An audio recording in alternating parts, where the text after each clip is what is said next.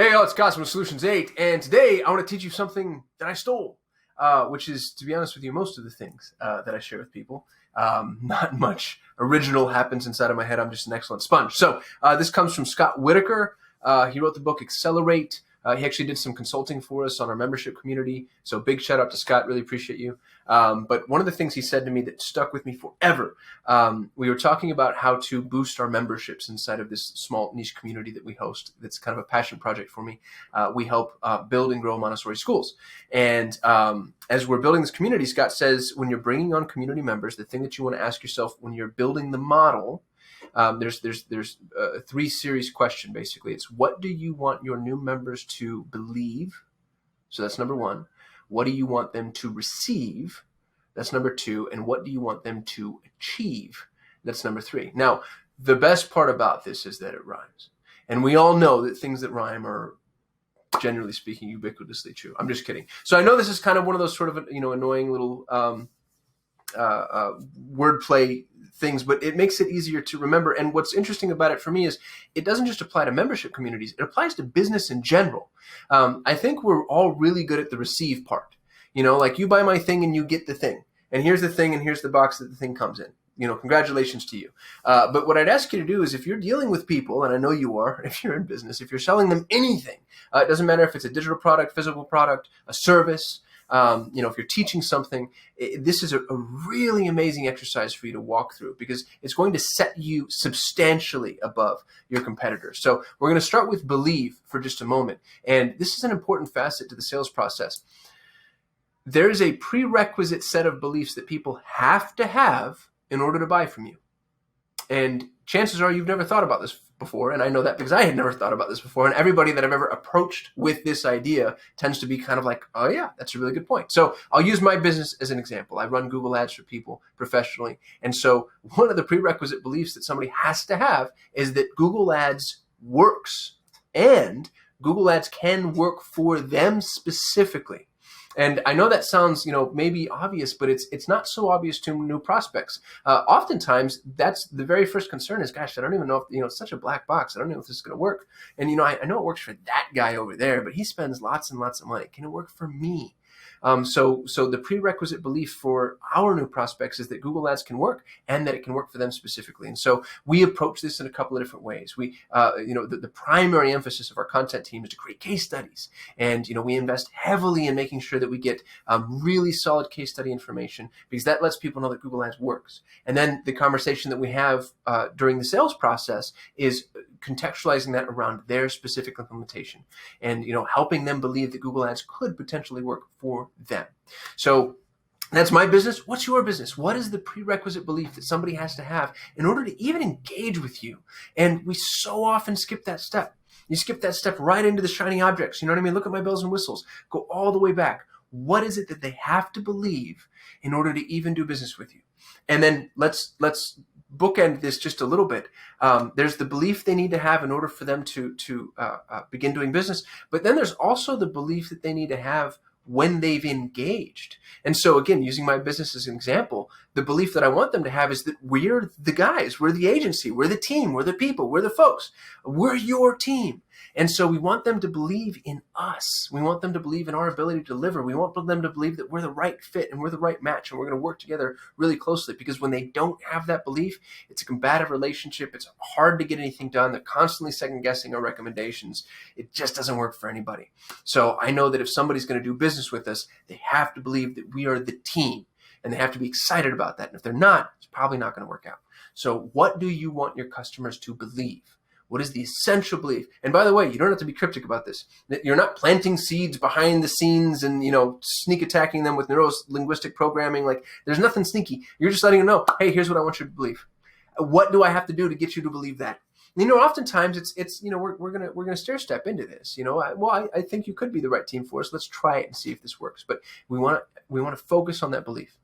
Once you have the belief down and that's documented, write this down, work on this with your team. The next thing is, what do we want them to receive? And this is something that could still be improved in my agency, but it's so easy to get caught up, especially if you're in professional services, but honestly, any business. It's so easy to get caught up in the process of selling something that when the time comes for delivery, we tend to kind of fall short. And I'll tell you who I think set the absolute gold standard for this is Apple, as with so many things that people like to cite them for. But I mean, the fact that their boxes were probably worth more than some people's smartphones were. The way that Apple structured the entire delivery process. As a recipient, it was a joyful experience when you got. I'm not even an Apple user, and I'm blown away every time I open an Apple product. If I get, like, we bought a new iPad or whatever, so the kids could do some of their classwork, and I mean, just the process of walking through powering that up, like the thing that you receive isn't just the iPad. It's a whole experience, and you want to make sure that you have that scripted and that you've actually been intentional about what it is that your prospect receives. So if it's a physical product, how can you make that a joy? How can you make it something really exciting, something that people would actually want to do unboxings online? Like, oh my goodness, look at this thing. And we're seeing more and more of that now. I mean, the electronic space is the obvious go-to, but like, I opened a pair of tennis shoes that my brother got me for a gift. And just the way the shoes were wrapped and the box that they were in and the way that they were presented and, the entire process was I think really well done. For services, you want them to be able to receive things that are empowering. Like what we do is we send clients a timeline. Hey, here's what the new build process looks like. Here's the steps that we take. Here's when you can expect to hear from us. That kind of managing expectations, just so you don't feel like, gosh, I just gave these people a whole bunch of money and now what's going to happen? So we have what we want them to believe. Now, what is it we want them to receive specifically? I want you to receive a handoff call between the person that sold you and the person that's going to be managing your campaign. Because we don't want you to feel like you just got kicked over to the next person. No, we want to edify this human and let you know, hey, this is a rock star. Our hiring process is insane. And let me tell you about how amazing this person is and introduce you through the conduit that you came in from so that there's a really warm handoff.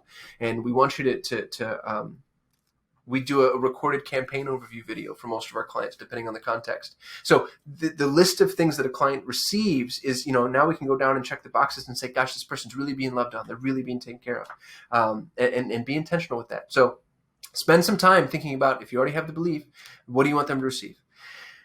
Last but not least, and definitely actually most important, what do you want them to achieve?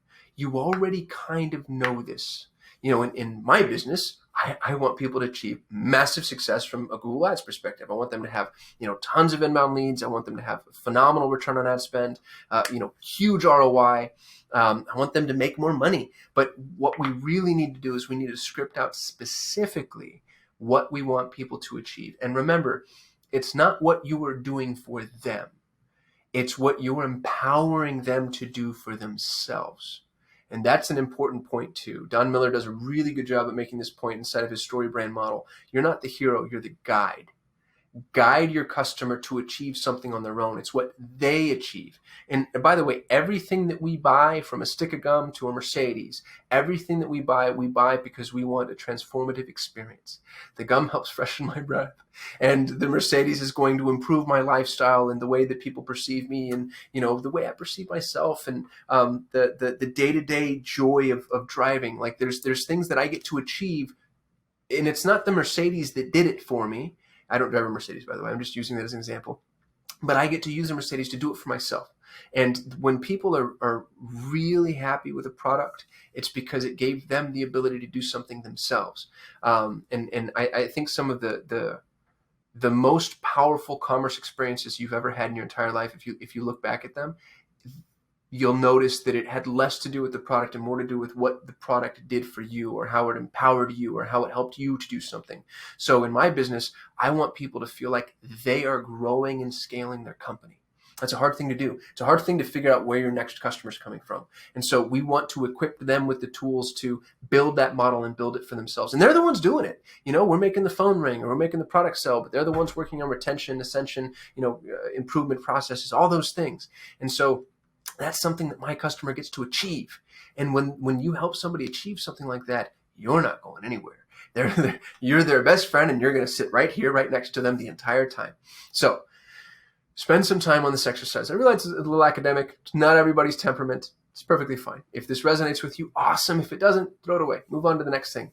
But spend some time trying to figure out, what do you want your customer to believe? what do you want them to receive, what do you want them to achieve. And if you have those three mapped out, it makes for a really valuable onboarding experience. It's a great way to start a relationship because you're intentional about the way that relationship is being started. So I hope this was helpful. If you liked what I had to say, give me a thumbs up. If you have any additions, hit me in the comments. Don't forget to subscribe because I shoot a video every single day.